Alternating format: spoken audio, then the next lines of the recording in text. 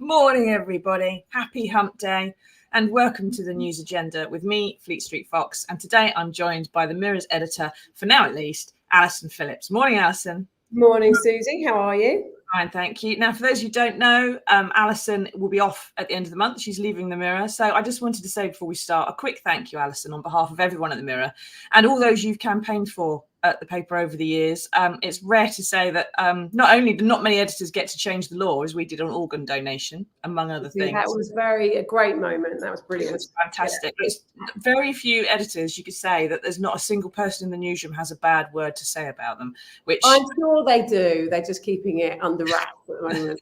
Actually, genuinely not one. I've tried, which is unheard of in Fleet Street. And of course, the nuclear test medal and the nuke blood scandal that you fought for us as well, and for the veterans. They're all hugely grateful and very sad to see you go. But good luck in everything that you do. But also that fight continues, doesn't it, for the test veterans who still have been appalling. And I just keep thinking that all the stories that have been around recently about the post office scandal, which is horrendous the way those people were treated. But again, we need to keep reminding people about those poor men and their families who've had lifetime consequences of being exposed to horrendous radiation in the service of their country, and then just been totally ignored ever since. Totally covered up as well. I think the next big campaign for the next day is probably going to be the Hillsborough Law, because that will cover so much of the stuff that we've done as well. Nuclear veterans on Grenfell, on Orgreave, on Hillsborough, on contaminated blood, so many other things. So I'm sure that will carry on. But thank you for all you've done and what you've managed to build the Mirror into. Now, this is the People's Pay-Per-View, everybody. So get into the comments, ask us your questions. If you have any bad words about Alison, now's the time to find get them out there. Yeah, get them out there. But those of you listening later on podcast will just have to wait to see if Rishi Sunak declares personal involvement in the increased inflation figures that were out this morning in the same way he did the declining inflation figure last month. I bet he doesn't. So what have we got for you today? Well, the Mirror has splashed on evidence given to MPs yesterday by a Fujitsu boss that they knew about the post office scandal all along. Now, Alison, can you take us through this a bit? I mean, why has no one really asked them sooner? It seems astonishing that this has come out 20 years after it started. The whole thing is extraordinary. So there was two quite interesting things happened yesterday. There was another day of the post office inquiry, which obviously has been running for quite some time, but only really since Christmas and since the TV drama has it really had that much more attention. So that happened yesterday. And then also there were some crucial people up before the Business Select Committee, including the boss of Fujitsu, the current chief executive of the post office, and Mr. Bates, and some other victims of what happened.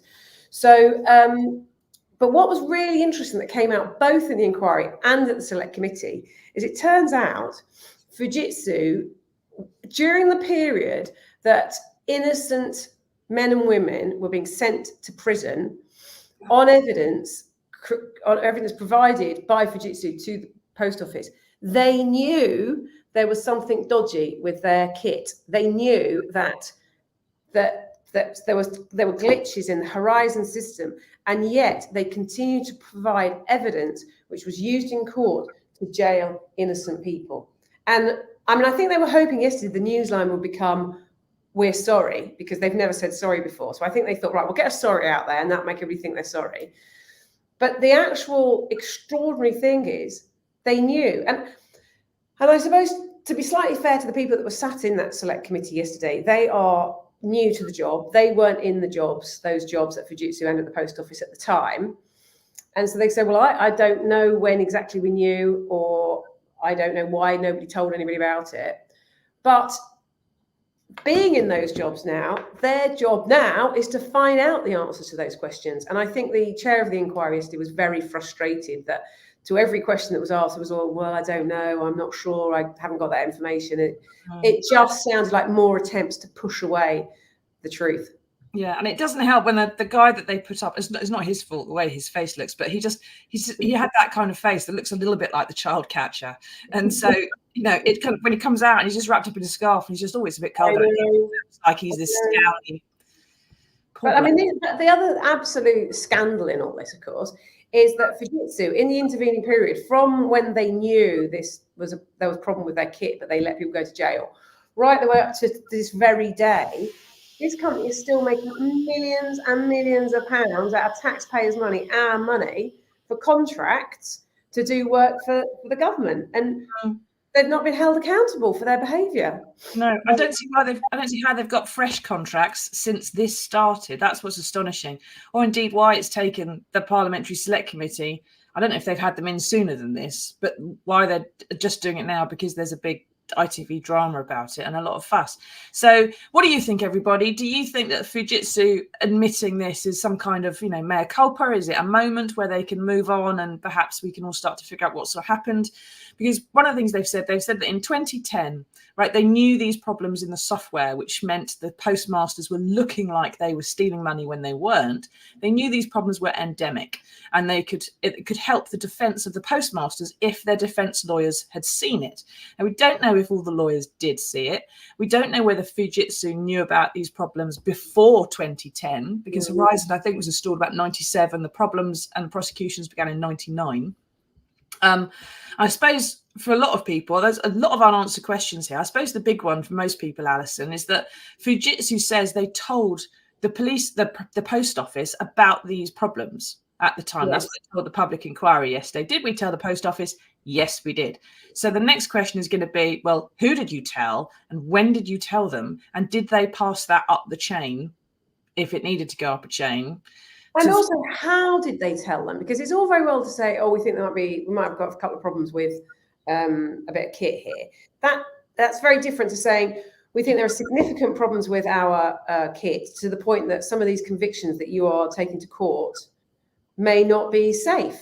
And because if they actually thought that people were going to prison wrongfully, that's criminal. So there are huge questions to be answered. Yeah, if you sit down and tell that to the lawyer at the post office, they may have a slightly different response to if you tell it to sort of a more minor person. Somebody in the IT department. Yeah, exactly. Yeah, do you leave it in a Post-it note or have you given it in a memo to the chief exec? As simple as that, really. So it's a case of who knew what when. I suppose those questions are still to be answered by both the inquiry and the select committee if they're going to be hearing from any more evidence. But at the same time, this inquiry has been hearing there were these duplicate transactions. So you'd sell a book of stamps and it would go through as 2 books of stamps. And that was where the money supposedly was looking like it was going missing. But that was as flagged as early as 2007 when postmasters had started ringing the helpline going, I have something wrong with my till. I don't know what's happening. Now, Fujitsu, like you said, Alison, has got government contracts worth nearly £7 billion a year, I think it is. It has worldwide business. The boss of Fujitsu was in Davos yesterday, getting stopped in the street, getting monstered by the BBC. Yeah, the BBC. I like to see you monstering people in the streets. Not just. It can afford to pay, can't it, to make all this go away. It admitted yesterday there was a moral case to do so. And it said it will contribute. So the post office has admitted it should compensate. Fujitsu says it should compensate. Presumably, there's going to be talks going on between them about who pays how much of a percent or whatever.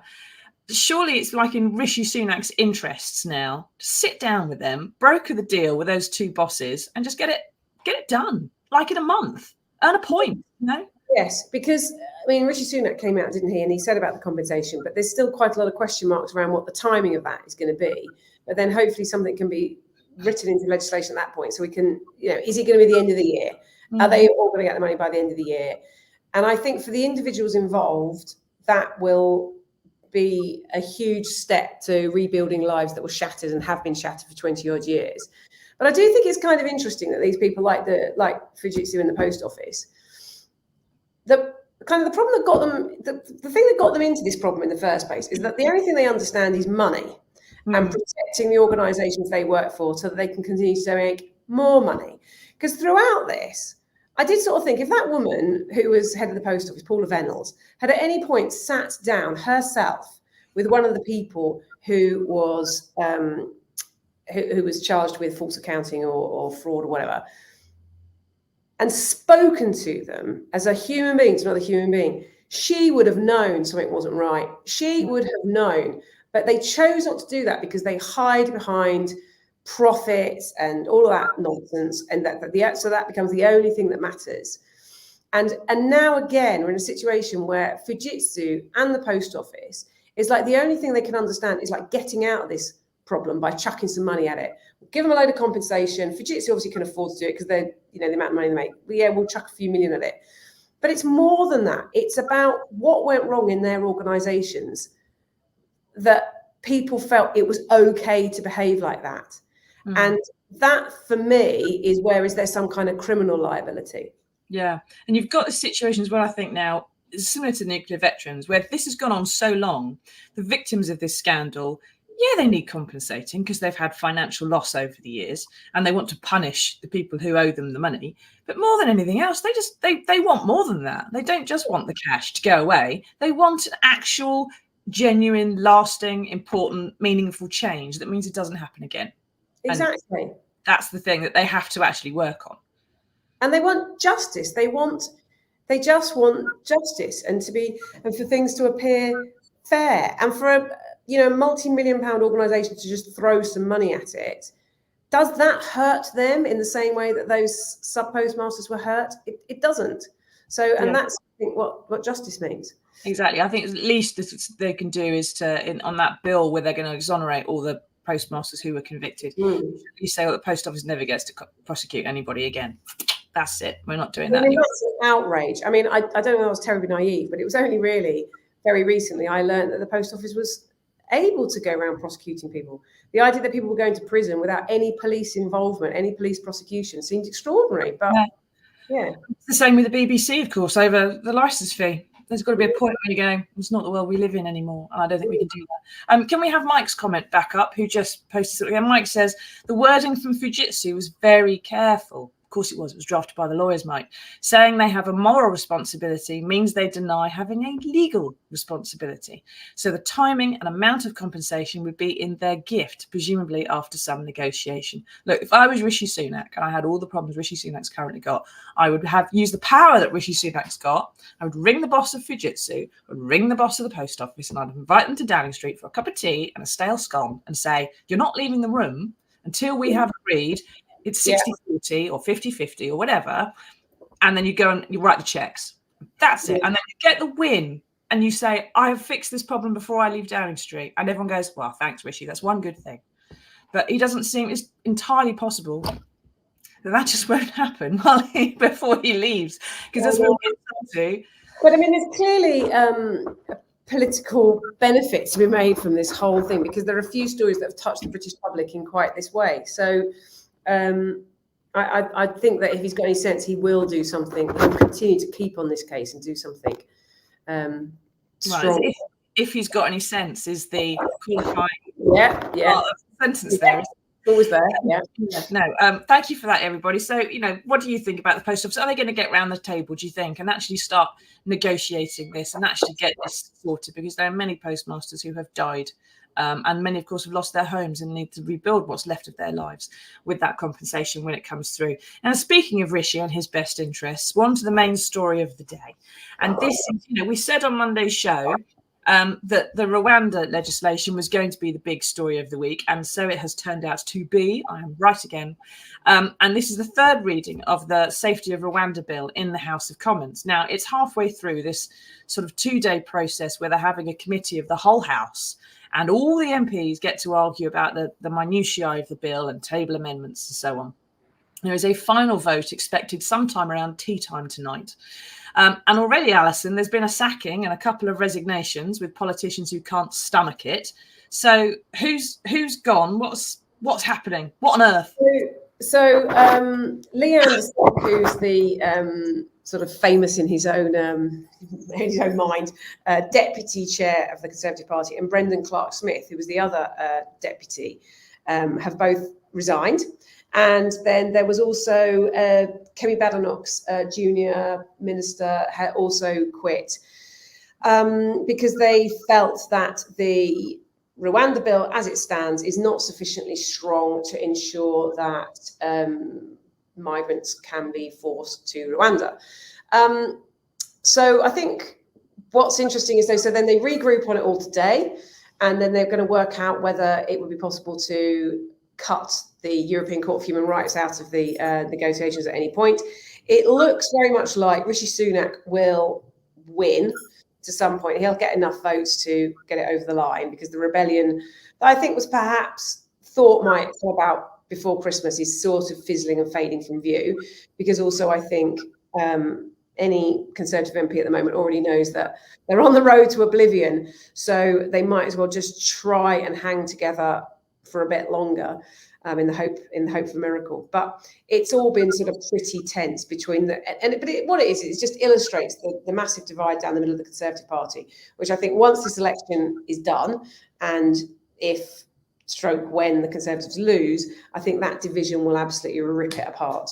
Yeah, they're going to have their sort of 2019 moment, I think, like Labour did, and again, and also the 97 moment that the Tories had, where they just go, and they don't know what to do. There's very little of them left, and they have to kind of reinvent themselves. And they're so different. The people that you meet, from the right wing of the party, there's so many economically, culturally, the values that they hold dear are so different to those on the left of the Conservative Party, that I think any leader is going to really struggle to kind of bring that all back into one cohesive group. Yeah, and of course that was something that Boris Johnson was struggling with as well. He won that red wall, but had no way to talk to them, had nothing in common with them, didn't understand it, took it for granted, took the blue wall for granted, lost everybody as a result. What he did have was he had the charisma to get people following him. And so actually, that's why it was very much all about Boris. Boris was what held the Conservative Party together at that point. Not really anything to do with it wasn't to do with the Conservative Party or policy or anything like that. It was about that one individual. In the same way, if you've got Trump, the Republicans are completely fractured now in the States, but Trump is a person that a lot of them seem to be able to get behind. Yeah. So what do you think, everybody? Do you think these resignations are major or serious? Why do you think they've resigned? Because, the issue is really that they're saying that it's not tough enough, that we need to be tougher on Rwanda and not let the European Court of Human Rights overrule it, which is not really up to them, to be frank. But Rwanda says if it's any tougher, they're not going to take anybody and they'll keep all the money anyway. And the Tory rebels know this. So in effect, what they are doing is campaigning to collapse the tough immigration deal they claim to want. Now, why? Why would they do that, Alison? We've obviously had a really serious poll out about the Tory election chances this week. Has that got anything to do with why they are prepared to collapse perhaps their own government? Yeah, and I think a lot of this is about positioning in time for what happens after the election. I mean, it would be clear insanity to try to get a new Tory leader before an election, but I guess maybe some people will be prepared to sort of take it to that wire, and that's a hill that they want to fight on. But it also means that whilst this continues, it remains sort of on the news agenda. They know it's a very divisive topic across the whole country, but divisive topics can be quite useful in the run up to an election, so they want to keep plugging it away in that regard. But it is like the internal collapse of the Conservative Party is being played out in front of all of us. Yeah, it's astonishing. It seems that the right don't really want Rishi. He's only really still there because of the One Nation caucus and those who can't decide. But if he loses that vote tonight, he's leading a party that's completely ungovernable and his premiership can't last. If they all manage to sort of just about stand behind him or abstain or find a way through it so that we don't collapse him, he's still going to be really badly injured because the poll is showing places like Dover in Kent, which is very anti the migrants and the small boats because they can see them coming across every day. That's going to go Labour at the next election. So, I mean, he's this flagship policy he's got to win the blue seats, to win the whatever you want to call it, the anti-immigrant vote is failing terribly. He's going to be very badly injured. It's not really. But there's also a difference, remember, between people who are members of the Conservative Party, who might be more to the right, and your average voter, who's generally somewhere kind of in the middle. And so a lot of this activity is aimed at those people who are members of the Conservative Party, because obviously they are the people who will effectively choose who the next leader of that party is. Are they aiming it at the newspapers as well, though? Because the newspapers are sort of becoming a bit more extreme as they're losing a few readers. They're having to sort of become a bit more polarizing. Is he more aiming perhaps, a few of the right-wing editors so that he gets their support in the general election rather than at their readers, perhaps? Yeah, I think so. And I think, although interestingly, you look at the polling and the small boats is so far down most people's lists of concerns behind cost of living, NHS, safety on their streets. They're the things that actually people worry about when they wake up in the morning. And although this is an easy topic to inflame people on, it's not really the number one thing that people are going to be voting on. No, exactly. I mean, I think there was some figures out earlier this week that there was about 400,000 people that were going overnight in A&E before they could find a bed. One of them was my dad this year. I mean, that's terrible. I mean, this an amazing story we've got today that in Bridlington, there's a 10-year wait for a dentist. 10 years. Yes. NHS dentist. Oh, your teeth have all gone by then. Well, exactly. And I mean, I know that when people are canvassing for elections, dentists are one of the most discussed topics, because that's the sort of stuff that really matters to people if they can't get a dentist. Exactly, yeah. And if you have to go to A&E, as my dad did, the fact that there isn't even a bed, he had to spend the night in a chair. Oh, it's awful. Suspected heart problems. And then when he did get into a ward, guess what? There wasn't a pillow. So he had a day and a night without a pillow, which is silly and minor, but it's really painful. It is, and it just feels also avoidable, doesn't it? It just all feels it could be better. We should be better than that. Easily fixed. I was traipsing a hotel looking for a pillow, and you know what? I couldn't find one. They'd all been all taken. So we have to see. I suppose the big question in this left, we've got a few wingnuts that are calling for the 1922 committee and letters of resignation and so on. Paul said, I was so happy when my MP, Lee Anderson, resigned, but then I realised it was just his deputy, rather than Let's keep trying, Paul, to get him out completely. Yeah. 30p Lee, who says it's possible to survive on 30 pence a day, but manages to make do himself on about 180 grand a year. Mike says, will Rishi Sunak pull the Rwanda bill without a vote tonight, or will he make it a confidence matter to force rebels' hands? I think we've probably arrived at the latter in our discussions, Mike. I don't think he's going to pull it. He can't pull it. That really would. I think they're reasonably confident they're going to get it over the line as well, aren't they? Yeah, but it's just what's going to happen next, because some of those people that were prepared to derail this whole policy in order to punish the Prime Minister, they're just going to find something else to do on next week. It's not necessarily all going to go his way. They're not suddenly his mates. Jocelyn says, I didn't have any trouble at pool, but I've given up with a dentist. Oh, Jocelyn, don't give up. Dental health is incredibly important. Keep plugging away. Don't. I think it's really hard on the dentist, because and if you go private, the prices are astronomical. Yeah. And there's an amazing statistic, like apparently the most common cause of children going into A&E at the moment is with dental problems, because loads of them clearly aren't going to the dentist. So it is a problem. And then it's the cost of a basic checkup, even if you can find an NHS dentist, is still too much for some people, especially if you're on benefits and so on. Jonathan says it's a crisis in the cost of living. There's been 5 failed pledges. Oh yes, Boris. They were pledges to start with. Remember, Jonathan, and then Rishi's 5 pledges, and then they became priorities, right? Yeah. Which is like saying, well, yes, I pledge that I will lose weight in the new year, and then you go priority to lose weight in the new year. Exactly. It's true. Exactly. So the 40 promised hospitals, his taxpayers' private jet use, I think it's helicopters, but jets too, the highest tax burden in 50 years, broken Britain from the NHS dentist shortage to choosing heat or eat in the world's 6th richest country. What a brilliant summary, Jonathan. You're absolutely right, and it is pretty shocking. So, I mean, we've got these letters going into the 1922. There's very few leadership options. Suella Braverman, Kemi Badenoch clearly want it, but like you said, if they switch leaders, they're screwed. Can Rishi survive this? Do you think? How long has he got? I mean, he says autumn. I say May. What do you reckon? I think he will try and hang on till the autumn, because that means he'll have done the 2 years, won't it? So then it looks like something. And I think there's a little bit of human nature, isn't there, that you kind of keep hanging on, hoping that things might get better. And also who knows? I mean, we're living in such an uncertain world. Who knows what might happen in the Middle East? There's all sorts of things that might, I know it sounds awful, but that politically might help him, and at least might lessen the out. Even if it means they still lose, it might not be quite such a cataclysmic loss. Yeah, I don't know. I think there need to be mass waves of heart attacks across the world for Rishi Sunak to have a better chance.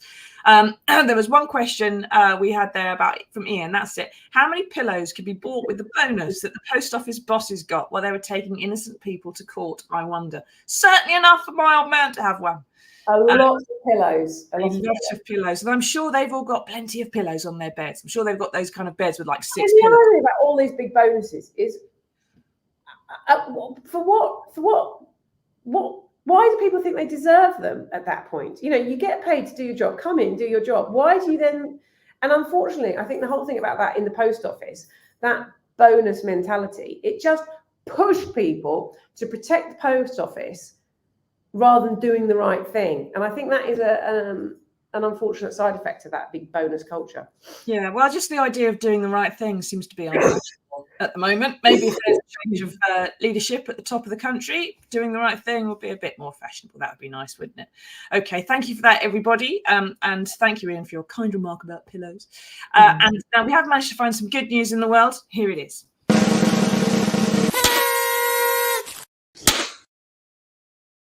Now, often newspapers carry reports from what I like to think of as the University of the Bleeding Obvious, telling us things we already know and using science to do it. It's quite irritating. But today, Dr. Helen Pincher, who has a PhD in stem cell biology, has released a report into which biscuits dunk best and how long to dunk them for. Now, this is the kind of science I think we can all get behind and agree is incredibly useful to the quality of our daily lives. I was very surprised to learn, Alison, that ginger nuts do not last as long as a chocolate digestive. But if a stem cell biologist says it, I'm prepared to go with her. Is this proof, do you think, that science can give us all the answers that we need, but perhaps we don't know we want? Absolutely. She's a proper scientist because she's wearing a white coat and everything. So she really looks smart. I have to say I was less surprised than you because I'm a massive ginger nut fan. It is my biscuit of choice. And I think it because she says the dunking time, the optimum dunking time is 0.3 seconds. Danger zone is 7.3 seconds. Now, I'd say 7.3 seconds is a bit long. I think you're in a lot of danger by 7.3 seconds because they just start to go. And then you end up with, you get to the bottom of your cup of tea and you've got this kind of ginger sludge at the bottom, which you then have to... It's the sludge that's horrible. Just having a mouthful of tea and getting a little bit of biscuit with it. But look at that footage, which unfortunately the podcasters can't see. But, proper scientists dunking in proper gloves and hats and everything to cover their head, done properly. They've even got a whiteboard. That's science, everybody, and it's doing something very vital. There's some really interesting bits of this science, though. So Jaffa cakes, for example, which they say dunking time 0.6 seconds, danger zone 9.2 seconds. But who dunks a Jaffa cake? Because the cakey bit will go all soggy and heathens. It's a cake, not a biscuit. Why would you dunk a cake? I know, I agree.